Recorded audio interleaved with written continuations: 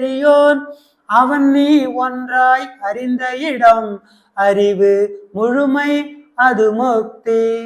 அவன் நீ ஒன்றாய் அறிந்த இடம் அறிவு முழுமை அது முக்தி. குரு வணக்கம். சிந்தையை அடக்கிய சும்மா இருக்கின்ற சீரறிய செய்த குருவே, அந்த நிலைதனில் அறிவு அசைவற்றிருக்க பெரும் ஆனந்தம் பொங்குதங்கே.